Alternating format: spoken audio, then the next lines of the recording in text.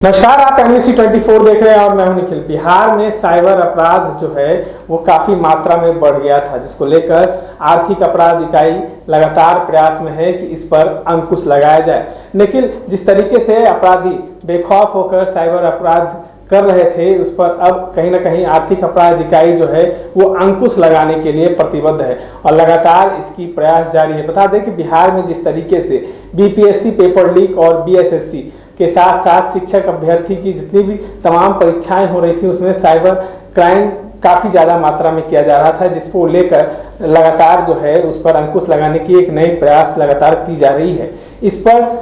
ADG Nayyar Hussain ने क्या कुछ कहा है, एक बार ये आप सुन लीजिए। बताना चाहूँगा, अपराध इकाई जो साइबर सेल है वो पिछले कई महीनों से उसमें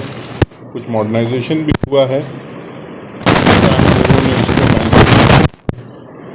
और उसमें नई तकनीक का भी काफ़ी इस्तेमाल किया जा रहा है। तो उसका जो फ़ायदा है और उसका जिस प्रकार का रिस्पॉन्स आ रहा है वो सोशल मीडिया से लेकर महत्वपूर्ण कांडों के अनुसंधान में असिस्टेंस के लिए और साथ ही साथ कुछ ऐसे भी मामले जो बैंकिंग फ्रॉड से रिलेटेड हैं, लोगों की प्राइवेसी से रिलेटेड इश्यूज़ हैं या अन्य साइबर अपराध की श्रेणी में जो मामले हैं,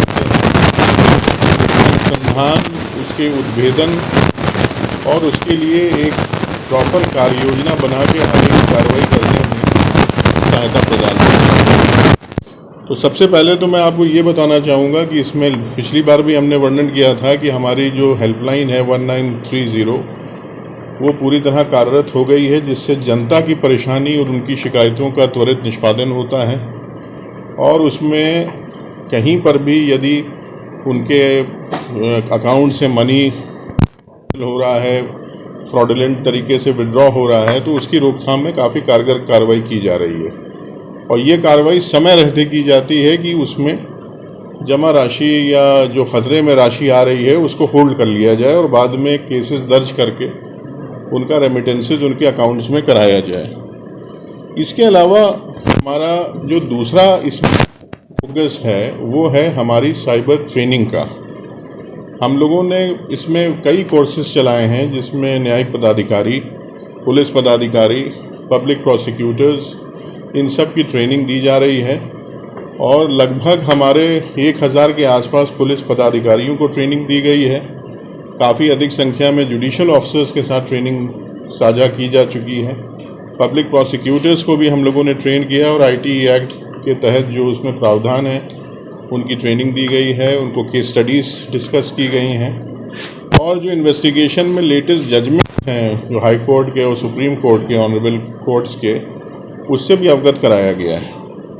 तो इससे हमारा केसेस में जो एक इन्वेस्टिगेशन है, विचारण की जो प्रक्रिया है, उसको काफ़ी बल मिल रहा है। आप सभी को प्रेस नोट्स दे दिए जाएंगे, उसमें डिटेल में सारे आंकड़े भी हमने दे रखे हैं और उसके अलावा इसमें अवेयरनेस ड्राइव भी हम लोगों ने जनता में चलाई है। लगातार अवेयरनेस के लिए, जन जागरण के लिए, लोगों को प्रशिक्षित करने के लिए कि वो किस प्रकार से साइबर फ्रॉड से बचा जाए, किस प्रकार से वो अपनी प्राइवेसी से रिलेटेड जो भी गैजेट्स में चीज़ें हैं उसको वो प्रिजर्व करें, ये सारी जानकारी भी उनको समय समय पर दी जाती है। और जो महत्वपूर्ण केसेस का सवाल है करने के भी जो मामले आए हैं, उसमें भी साइबर सेल की भूमिका रही है। बिहार शरीफ में रामनवमी के अवसर पर जो उपद्रव हुआ था और जिस प्रकार से उसमें रामनवमी में विधि व्यवस्था की समस्या उत्पन्न करके डिस्टर्बेंसेस क्रिएट, उसमें आर्थिक 7/2023 से केस दर्ज किया, जिसमें ये साजिश का पर्दाफाश हुआ कि किस प्रकार से सोशल मीडिया का दुरुपयोग करके लोगों को इसमें प्रेरित किया गया, उनको प्रोवोक किया गया और एक पर्टिकुलर दिन जो प्रोसेशन था उसमें प्लानिंग के हिसाब से डिस्टर्बेंसेस क्रिएट किए गए और टारगेट्स भी उन लोगों ने उसमें चुने थे। ये केस अभी अनुसंधान में चल रहा है, मगर इसमें 6 इम्पॉर्टेंट लोगों की गिरफ्तारी हुई है। इसमें बिहार शरीफ में हम लोगों ने सर्चेज भी किया था आर्थिक अपराध की टीम और साइबर सेल की टीम के द्वारा।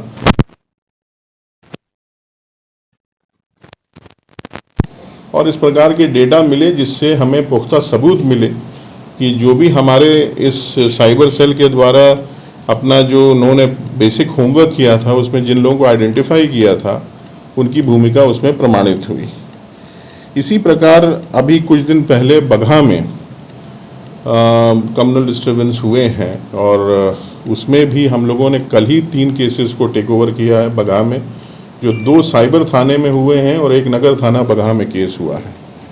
उन केसेस का अनुसंधान आर्थिक अपराध इकाई द्वारा ग्रहण किया गया है। साइबर सेल उसमें एक टीम ऑलरेडी हमारी डीएसपी के नेतृत्व में बगहा गई है। उसमें भी हम लोग शीघ्र पता लगाएंगे कि किसकी कंस्पिरेसी थी, कौन ऐसे तत्व संगठन थे जिनके द्वारा लोगों को प्रेरित किया गया, उनको प्रभु और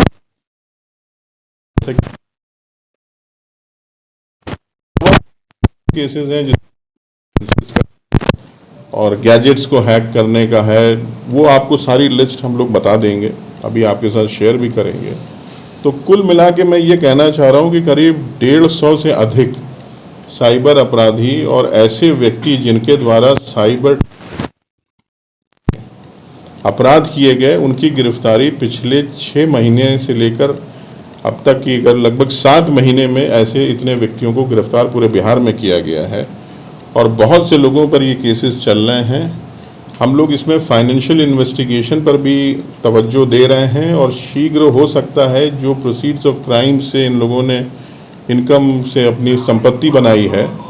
उसके विरुद्ध भी हम लोग कार्रवाई करेंगे, चाहे वो हमें ईडी की तरफ से जाना पड़े या हमारे जो कानून में जो प्रावधान है उनके तहत, मगर वो कार्रवाई भी ऐसे लोगों के विरुद्ध की जाएगी जिनके विरुद्ध फाइनेंशियल इन्वेस्टिगेशन के साक्ष्य हमारे पास आएंगे। साइबर की ट्रेनिंग से रिलेटेड हैं। साइबर के में कई केसेस में साइबर की मदद ली है और उसके आधार पे हम लोगों ने उसमें डिटेक्शन भी किया है। वो मैं आपको शॉर्ट में बताना चाहूँगा कि इसमें सबसे पहला हम लोगों ने जो था प्रारंभिक परीक्षा हुई थी उसका वायरल हो गया था क्वेश्चन पेपर, और उसके बाद ये केस पहली बार इकोनॉमिक ऑफेंसेस यूनिट को दिया गया, केस दर्ज हुआ और केस दर्ज होने के तुरंत बाद हम लोगों ने इसमें अनुसंधान किया। इसमें आप जानते हैं कि बिल्कुल ही ये अननोन केस था। एक किसी अननोन सेंटर से पेपर लीक हुआ था जो वायरल हुआ, मगर साइबर सेल की मदद से इसमें एक एसआईटी गठित की गई थी जिसमें पुलिस अधीक्षक आर्थिक अपराध इकाई उसका नेतृत्व कर रहे थे और इसकी मॉनिटरिंग सभी लेवल पे हो रही थी, हमारी लेवल पर और डीआईजी जो थे उस समय उनके द्वारा। तो इसमें कुल मिलाकर विद इन 2 to 3 months हम लोगों ने नॉट ओनली जहाँ से पेपर लीक हुआ वायरल उस पर्टिकुलर सेंटर का पता किया, वहाँ के जो संलिप्त लोग थे उनकी गिरफ्तारी की गई और जहाँ जहाँ जो गैंग इसमें इन्वॉल्व हुआ, जो लोग इसमें सम्मिलित थे जिनके द्वारा इस पेपर को वायरल किया गया, उन सभी लोगों की गिरफ्तारी हुई। उसमें कुछ पब्लिक सर्वेंट्स भी थे और कुल मिला के 18 लोग अरेस्ट हुए थे और करीब 5 के विरुद्ध हम लोगों ने अभी भी इन्वेस्टिगेशन में वो फरार हैं, उनकी कुर्सी जब्ती की कार्रवाई अलग से की जा रही है। तो ब्रेक थ्रू हुआ था उस समय और ये केस का डिटेक्शन साइबर सेल की पूरी मदद और सहयोग से हुआ था। उसी के कुछ दिनों के बाद इसमें एक और केस हुआ था, वो है कोतवाली थाना में एक व्हाट्सएप डिस्प्ले पिक्चर का हुआ था जो माननीय मुख्य न्यायाधीश पटना उच्च न्यायालय से उनकी फोटोग्राफ लगाकर अमेज़न गिफ्ट कार्ड पर पैसे मांगे जा रहे थे और उस केस को भी हम लोगों ने डिटेक्ट किया। इन्वेस्टिगेशन उसका भी बिल्कुल साइबर सेल और उसमें भी एक व्यक्ति को गिरफ्तार किया गया जिसके द्वारा ये पूरा षड्यंत्र रचा गया था। उसके कुछ ही दिनों के बाद बीएसएससी का भी पेपर प्रश्न पत्र लीक हुआ था और इसका भी एक एसआईटी गठित करके पुलिस अधीक्षक आर्थिक अपराध इकाई के नेतृत्व में हम लोगों ने कार्रवाई कराई और इस केस का भी उद्भेदन हुआ और इसमें कुल 5 लोग गिरफ्तार हुए थे। तो इनका जितना भी मॉडस तहत हम लोगों ने फिर केस स्टडीज़ के माध्यम से सभी ज़िला पुलिस के पुलिस अधीक्षकों को भी अवगत कराया और साथ ही साथ हम लोगों ने बीपीएससी से लेकर राज्य सरकार को भी अपनी रिकमेंडेशंस दी कि एग्ज़ाम की प्रोसेस कंडक्ट करने में क्या क्या सुधार की आवश्यकता है जिससे भविष्य में इस प्रकार की घटनाएं ना हो। तो आप देखिएगा कि ओवर द पीरियड अब ये इसका अनुपालन हो रहा है और सख्ती और बढ़ती गई है, प्रिकॉशंस और लिए गए हैं। किसी भी तरह के ऐसे मामले जिससे कि वायरल हो जाए प्रश्न पत्र, वो नहीं होने दिया जा रहा है। तो उस हद तक